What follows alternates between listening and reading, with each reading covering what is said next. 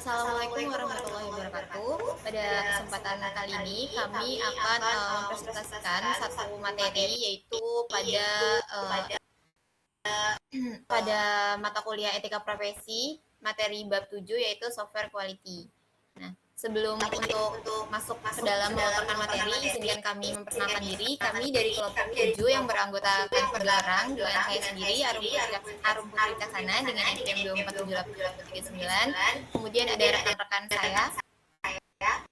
Saya Sandia dengan NPM 24863. Saya Siva Amalia dengan NPM 2478266. Oke. Kemudian kita akan langsung masuk materi, yaitu pada slide ini, pada slide yang pertama yaitu yang pendahuluan ini terdapat kutipan FTPs of Code Carries and Ethical Weight, yang artinya setiap kode yang kita tulis tidak hanya bersifat teknis, tetapi juga membawakan konsekuensi etis, yaitu yang dimana karena software yang kita buat dapat berdampak langsung pada banyak orang. Nah, dalam bab 7 ini akan dijelaskan bahwa pengembangan software tidak hanya berdampak pada perusahaan, tetapi juga berdampak pada sosial, hukum, bahkan keselamatan publik. Karena kesalahan software sekecil apapun itu dapat menyebabkan kerugian yang besar. Contohnya, jika software digunakan dalam sistem perbankan, kesalahan software dapat menyebabkan transaksi gagal, saldo tidak sesuai, atau kebocoran data keuangan nasabah. Kemudian ketika digunakan dalam sektor transportasi, kesalahannya bisa menyebabkan keterlambatan layanan hingga risiko kecelakaan. Kemudian ketika diterapkan pada layanan kesehatan, software kesalahannya dapat menyebabkan salah dosis atau salah tindakan medis yang dapat mengancam nyawa pasien. Kemudian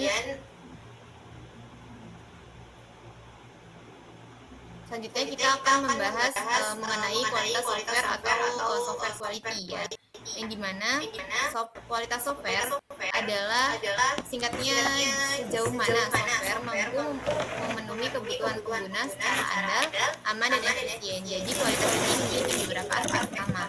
Yang pertama ada reliability, yaitu kemampuan sistem untuk berjalan secara stabil dan minim kegagalan. Nah, contohnya seperti aplikasi mobile banking yang sering crash saat transaksi dapat menyebabkan kerugian finansial dan menyebabkan kerugian pengguna. Yang kedua ada security atau keamanan, di mana di era digital ini keamanan itu menjadi isu yang sangat penting karena kebocoran data pribadi seperti nomor rekening atau data kesehatan dapat disalahgunakan dan menimbulkan kerugian besar bagi penggunanya.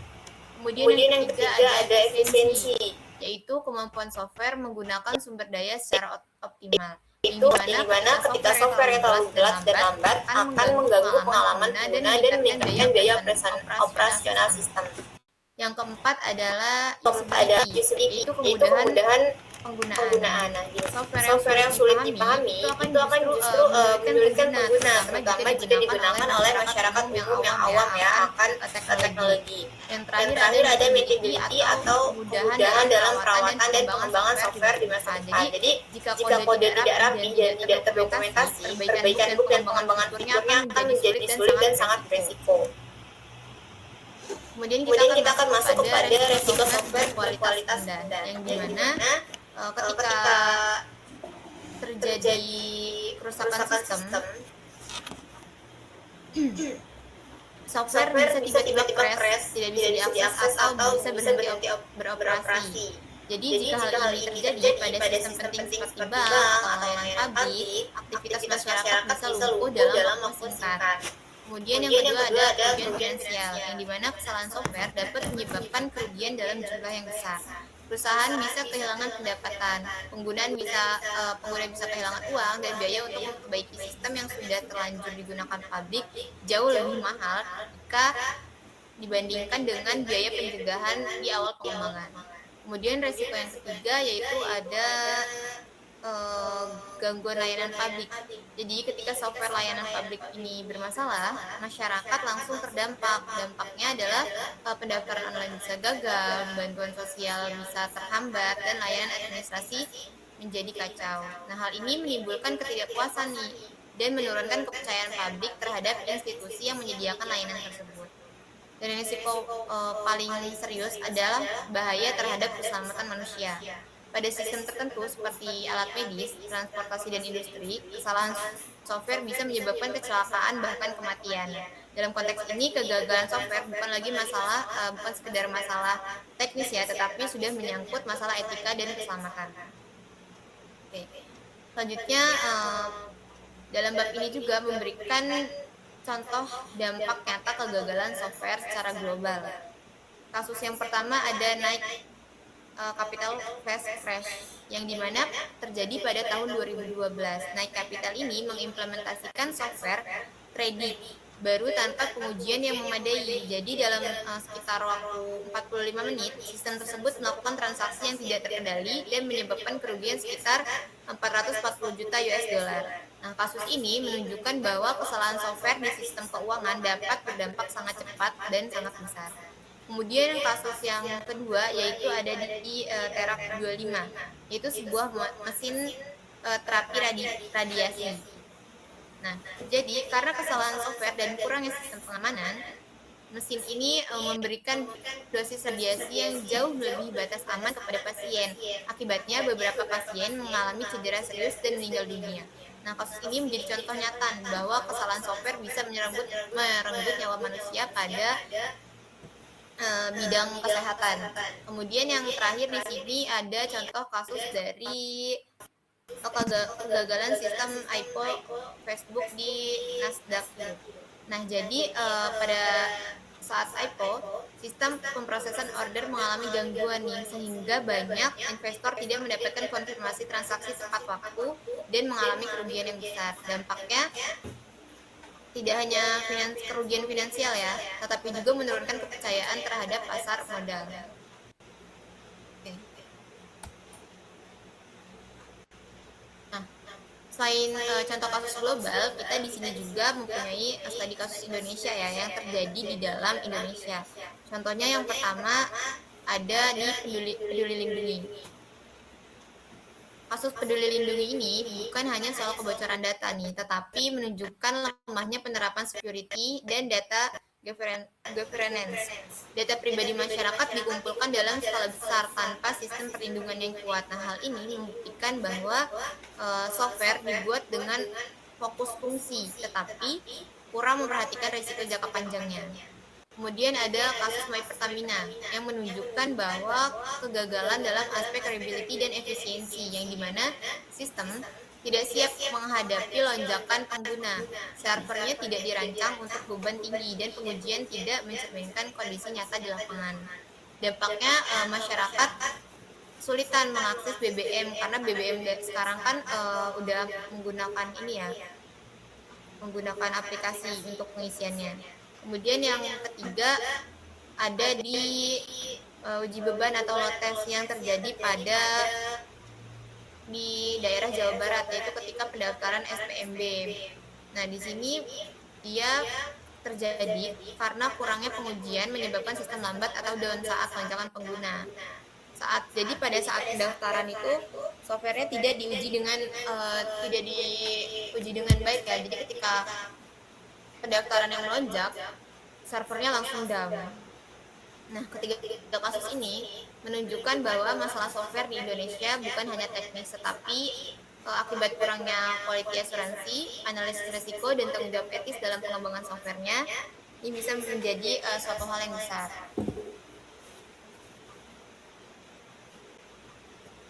Oke, mungkin selanjutnya penjelasan materinya akan dilanjutkan oleh rekan saya. Baik, kita masuk ke konsep software produk liability, yaitu tanggung jawab hukum produsen, pengembang, penjual, dan penyedia software atas kerugian atau cedera akibat cacat atau kegagalan software. Di sini ada 4 dasar hukum internasional. Yang pertama ada strict liability, yaitu menekankan bahwa tanggung jawab bisa melekat tanpa harus membuktikan kelalaian, terutama bila produk cacat dan menyebabkan kerugian. Yang kedua, negligence, menilai apakah pengembang lalai, misalnya mengabaikan risiko yang sudah jelas atau tidak melakukan standar pengujian yang semestinya. Kemudian selanjutnya, branch of warranty, berkaitan dengan janji kualitas yang tidak terpenuhi, misalnya klaim aman atau terenkripsi. Tetapi kenyataannya tidak. Kemudian yang terakhir, misrepresentation terjadi ketika informasi produk menyesatkan, misalnya menyatakan sudah sesuai standar atau audit tertentu, padahal belum pernah dilakukan. Intinya, pengembangan software harus dikerjakan dengan proses profesional dan terdokumentasi. Karena jika terjadi insiden, aspek tanggung jawab bisa ditelusuri. Next, lanjut.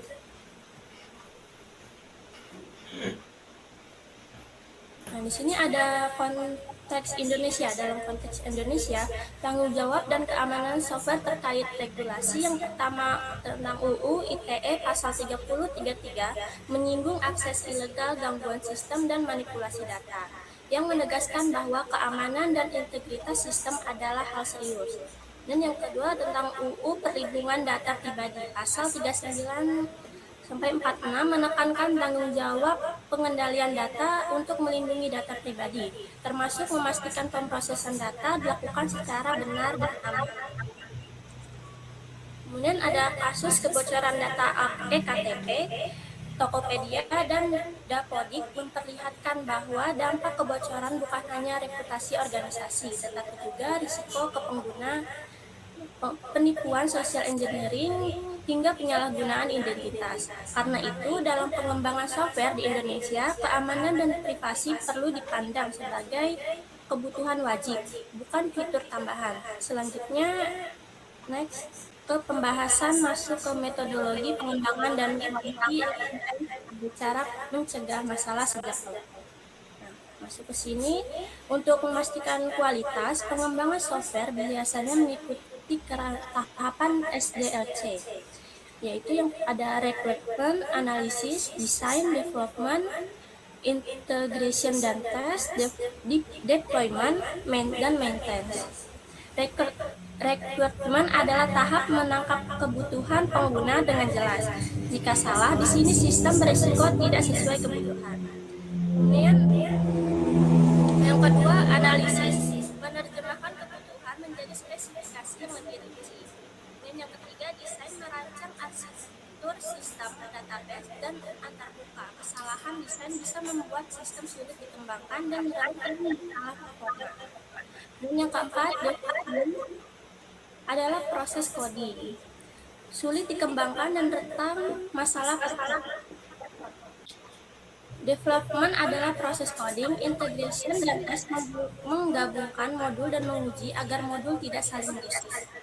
Kemudian deployment adalah rilis ke pengguna. Dan yang terakhir, maintenance adalah pemeliharaan berkelanjutan termasuk perbaikan bug dan pembaruan keamanan. Di sini juga ada perbandingan metode. Nah, di sini ada waterfall cocok untuk proyek dengan kebutuhan stabil karena tahapnya berurutan dan dokumentasinya kuat. Kemudian yang kedua, agile cocok untuk kebutuhan yang berubah cepat karena iterasi dan feedback dilakukan berkala. Dan yang terakhir, DevOps menekankan kolaborasi development dan operation, termasuk otomasi rilis dan monitoring agar rilis cepat namun tetap stabil. Pemilihan metode penting karena mempengaruhi kontrol kualitas, kecepatan adaptasi, dan cara tim mengelola. Next.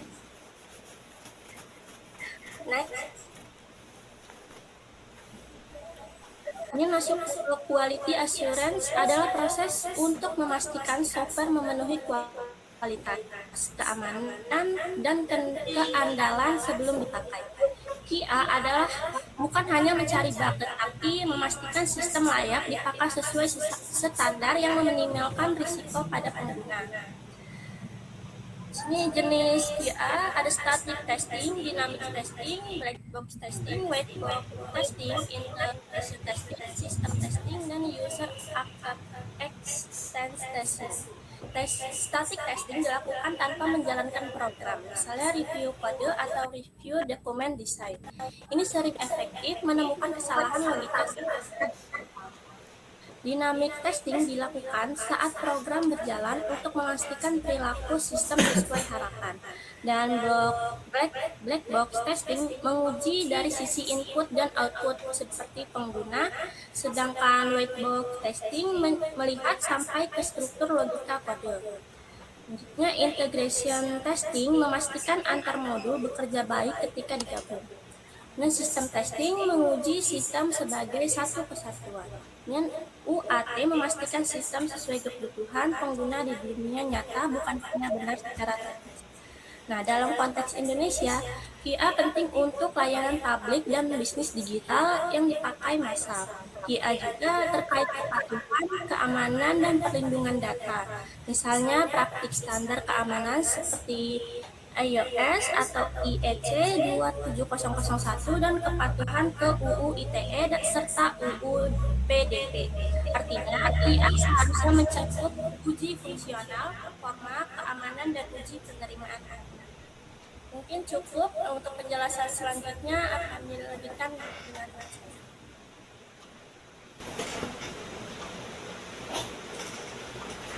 Oke, baik. Di sini saya akan melanjutkan, yaitu dari slide ini adalah materinya compatibility, manuality, model integration atau CMMI ya.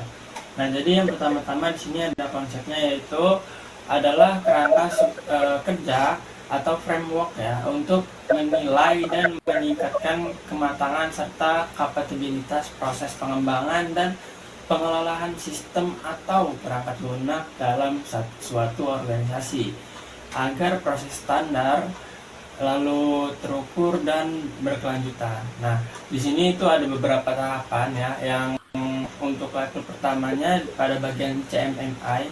Yang pertama ada initial, lalu yang kedua ada managed, lalu ada definite, lalu ada quality labeling, managed, lalu ada optimizing. Nah, yang pertama di sini yaitu kita akan menjelaskan apa itu dari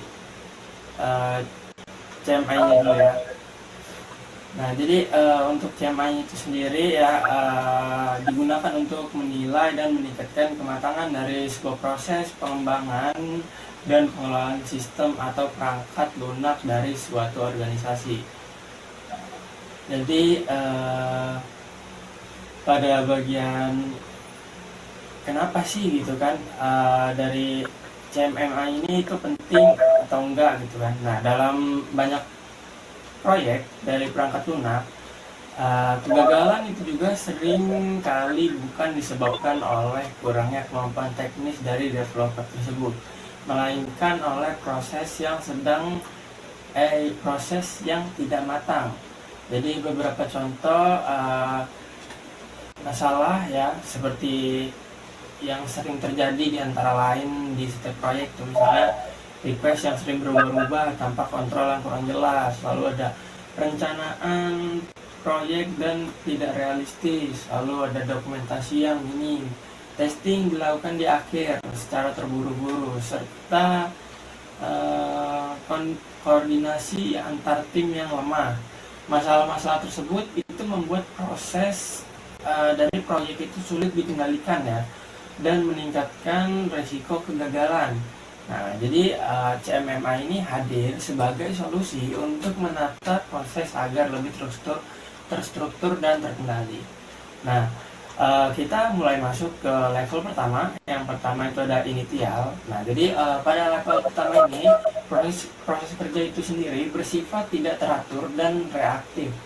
Nah, keberhasilan proyek itu sangat bergantung pada individu tertentu.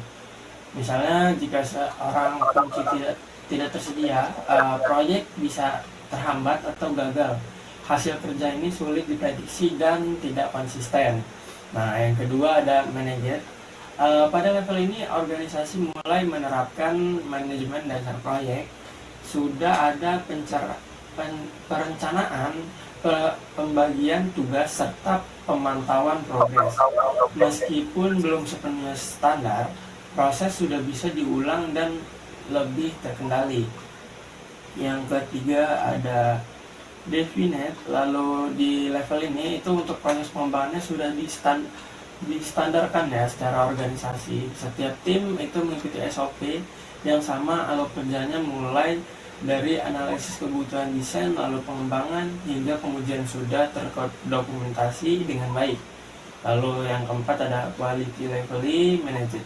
Nah, untuk level ini itu organisasi mulai menggunakan data dan metrik untuk mengontrol kualitas proses. Contohnya seperti defect rate, lalu penyelesaian bug, ada juga performa sistem dan tingkat kegagalan. Jadi keputusan ini sendiri itu diambil berdasarkan data ya, bukan dari sekedar institusi. Nah, lalu di sini ada yang kelima yaitu optimizing. Jadi untuk optimizing sendiri itu adalah level tertinggi. Nah, jadi organisasi ini menerapkan budaya yaitu namanya continuous improvement. Nah, jadi evaluasinya, prosesnya itu dilakukan secara rutin agar masalah dianalisis. Dan inovasi seperti otomatisasi serta optimasi proses terus dikembangkan. Seperti itu.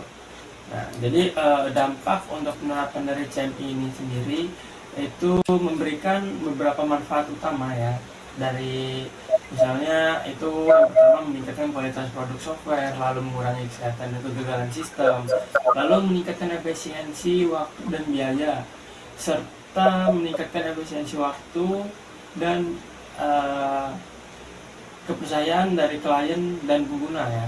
Nah, jadi kita juga perlu menekankan bahwa dari CMMI ini bukan bertujuan membuat proses menjadi kaku atau birokratis, tetapi justru membantu organisasi bekerja lebih rapi dan terkontrol. Nah, untuk konteks Indonesia di sini ada dua ya.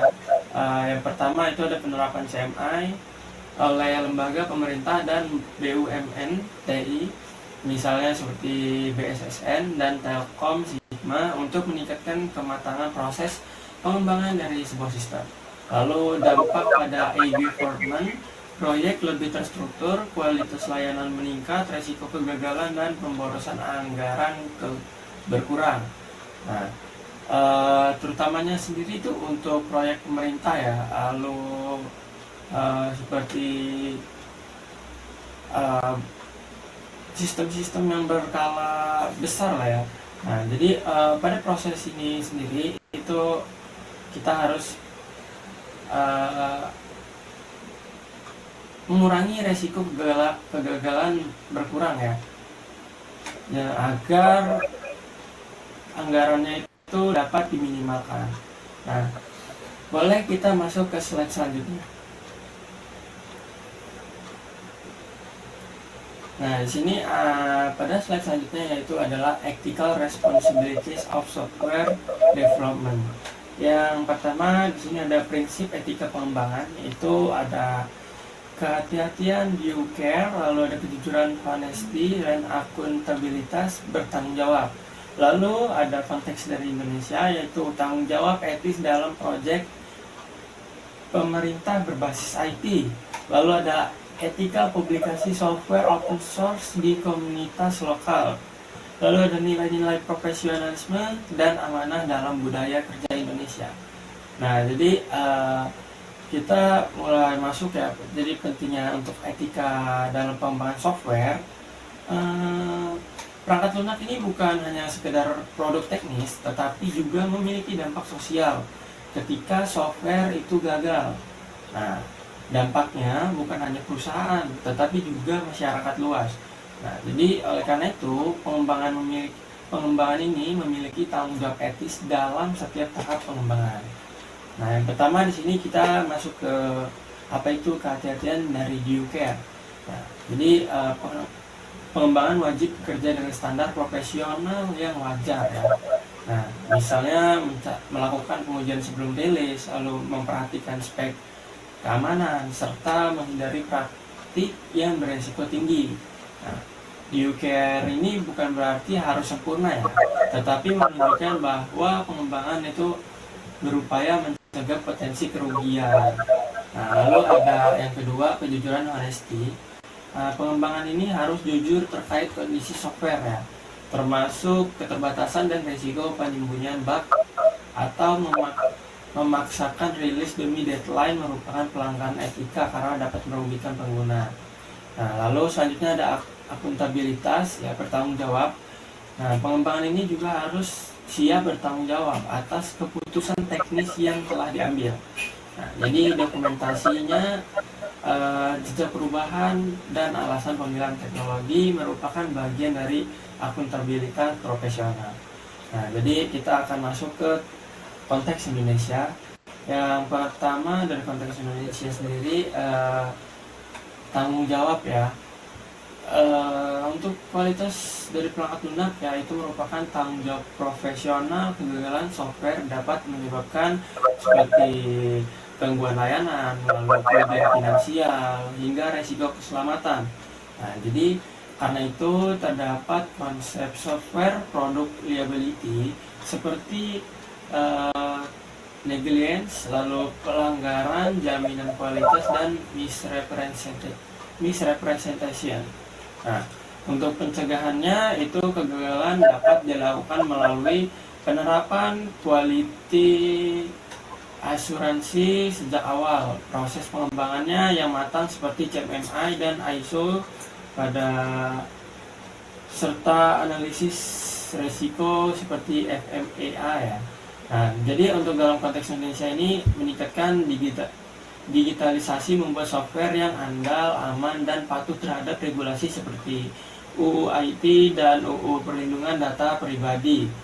Nah, di sini kita boleh lanjut aja ke slide selanjutnya. Nah, di slide selanjutnya ini kita mulai masuk pada bagian ringkasan dan diskusi.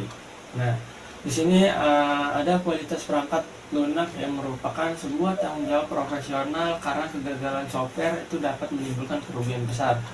Mulai dari gangguan layanan, lalu ada kerugian finansial, hingga resiko keselamatan. Nah, jadi pada bagian bab ini kita itu mulai membahas konsep software product liability, lalu ada strict liability, negligence, lalu breach atau QA untuk mencegah catat sejak awal, serta penerapan kerangka peningkatan proses seperti CMMI dan standar mutu seperti ISO 9001, serta analisis resiko FMEA dalam konteks Indonesia ya. Pembahasan ini relevan karena meningkatkan digitalisasi menuntut software yang handal dan aman sekaligus patuh pada regulasi seperti UU IT dan UU Perlindungan Data Pribadi. Nah, mungkin kita di sini udah mulai masuk dalam sesi pertanyaan ya.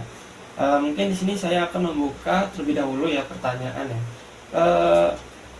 Seperti yang jawaban soal nomor 1 ya, soal nomor 1, apa tanggung jawab etis pengembangan bila software menyebabkan kerugian publik? Untuk menurut saya itu sendiri, kalau software kita itu sampai bikin kerugian publik, itu tanggung jawab etisnya nggak berhenti di bugnya, susah dibenerin dan kurang ideal juga ya. Nah, jadi utamain dulu keselamatan dan hentikan dampak dari masalahnya. Kalau ada fitur yang berbeda, misalnya bocor data, salah hitung, bikin layanan publik kacau. Nah, jadi untuk langkah pertama ini itu adalah containment, matikan serta rollback atau batasi akses biar kerugiannya itu kurang lah ya, atau nggak nambah-nambah gitu. Nah, mungkin untuk Arum atau Siva, bagaimana untuk tanggapan pada soal nomor 1, boleh dijawab? Oke. Baik, terima kasih. Pertanyaannya itu apa tanggung jawab etis pengembang bila software menyebabkan kerugian? Jika disangkutkan, menurut saya jika disangkutkan dengan materi, tanggung jawab etis pengembang itu adalah mencegah dan memperingatkan resiko sebelum software digunakan. Jadi pengembang itu adalah pihak yang paling memahami nih potensi kegagalannya. Jika resiko diketahui tapi diabaikan, maka itu merupakan kelalaian etis, bukan sekedar kelalaian teknisnya. Jadi contohnya nih, misalkan pada kasus Terak M25 yang pada materi awal tadi kita bahas, di mana pengembang tidak menyediakan pengaman tambahan dan menganggap software selalu benar hingga menyebabkan kematian pasien. Oke, mungkin menurut Sipa? Pertanyaan nomor 1, menurut saya sama dengan Sandy dengan Arum. Jika software menyebabkan kerugian publik, pengembang seharusnya tidak lepas tangan, melainkan mengakui kesalahan, bersikap terbuka, dan segera melakukan perbaikan agar dampaknya itu tidak semakin luas. Mungkin cukup. Oke, baik. Lanjut Siapa lagi yang ingin kita akan menjawab ya pada soal nomor 2. Untuk saya terlebih dahulu aja lah ya. Untuk nomor 2 ini itu soalnya mengapa dokumentasi QA merupakan kewajiban moral. Nah, kalau untuk saya sendiri ya, mungkin karena dokumentasi QA itu bukan cuma buat dinilai doang atau buat formalitas. Nah, dia ini juga bahwa kita ini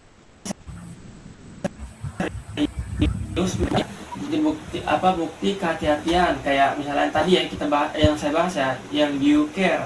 Nah, QA yang didokumentasikan itu menunjukkan bahwa kita itu sudah melakukan langkah wajar untuk mencegah bug atau insiden ya, bukan asal ngerilis doang gitu. Mungkin selanjutnya untuk pendapat Arum seperti apa atau pendapat Sipa? Mengapa dokumentasi QM merupakan kewajiban moral? Sama, kurang lebih karena dokumentasi QA itu kan kita jadikan bukti nih bahwa software itu telah diuji dan tidak dibuat secara asal-asalan. Jadi kayak dia punya standarnya gitu. Nah, kalau merupakan kewajiban moral karena jika tanpa QA pengembang itu nggak bisa bertanggung jawab nih bahwa resiko yang udah dipertimbangkan sebelum penggunaan software dan dipublish ke publik itu urusan dia gitu. Jadi contohnya kayak pada naik capital investment yang terjadi akibat kurangnya QA pada software baru dan menyebabkan kerugian besar dalam waktu singkat seperti itu. Kalau menurut saya tentang pertanyaan nomor 2, dokumentasi QA itu merupakan kewajiban moral karena menjadi bukti bahwa software telah melalui proses pengujian yang layak. Dengan adanya dokumentasi QA, pengembang menunjukkan tanggung jawab dan profesionalnya dalam menjaga kualitas serta keamanan software bagi pengguna.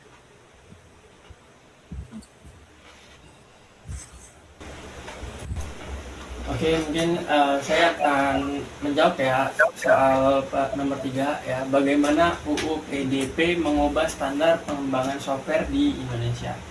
Nah, untuk menurut pendapat saya sendiri, pada UU PDP itu hanya membuat standar pengembangan software ya di Indonesia untuk membuat naik level, terutama kalau software itu memproses sebuah data pribadi, itu dampaknya paling terasa di desain sistem.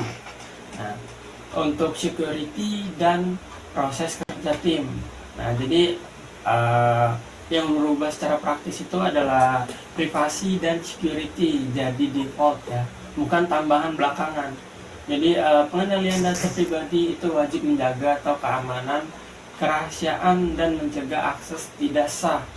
Nah, jadi ini juga mendorong praktis seperti akses kontrol yang ketat, logging, enkripsi, dan handling sistem. Nah, mungkin untuk menurut saya seperti itu saja ya. Boleh dilanjutkan lagi oleh Arum atau Sipa. Oke, bagaimana Undang-Undang PDP mengubah standar pengembangan software di Indonesia. Jadi, Undang-Undang Perlindungan Data Pribadi itu mengubah standar pengembangan software di Indonesia dengan menggeser fokus pengembangan diri dari sekedar fungsional menjadi tanggung jawab terhadap perlindungan data pengguna. Nah, sebelum adanya Undang-Undang Data Perlindungan Diri ini, kebocoran data sering sekali terjadi dan sering diperlakukan sebagai masalah teknis, misalnya karena bug atau serangan cyber ya, tanpa konsekuensi hukum yang jelas bagi pengembang atau pengelola sistem. Nah, akibatnya mengakibatkan aspek keamanan data sering menjadi prioritas kedua setelah fitur dan kecepatan rilis. Nah, Dengan diberlakukannya Undang-Undang PDP ini, standar ini berubah karena pengembang dan perusahaan wajib memastikan data pribadi dilindungi sejak tahap perancangan sistem. Nah, itu kan setelah terjadi kebocoran. Pengembang seharusnya mempertimbangkan siapa yang mengakses data, bagaimana datanya disimpan, kemudian bagaimana datanya dienkripsi, dan bagaimana risiko kebocorannya diminimalisir. Nah, contohnya pada kasus Peduli Lindungi ini, kebocoran dan penyalahgunaan data kan menunjukkan bahwa sistem dibangun dengan fokus pada fungsi pelacakan, tapi kurang memperhatikan perlindungan data pribadinya. Dengan adanya undang-undang PDP ini, praktis seperti ini seharusnya tidak lagi dapat ditoleransi karena kelalaian dalam melindungi data yang bisa berujung pada sanksi hukum. Nah, menurut saya, undang-undang PDP ini secara nyata menaikkan standar pengembangan software di Indonesia dengan memaksa pengembang untuk menerapkan prinsip privacy by design, meningkatkan proses keamanan dan QA, serta memperlakukan data penggunaan sebagai tanggung jawab hukum dan etis, dan bukan hanya sekedar aset teknis.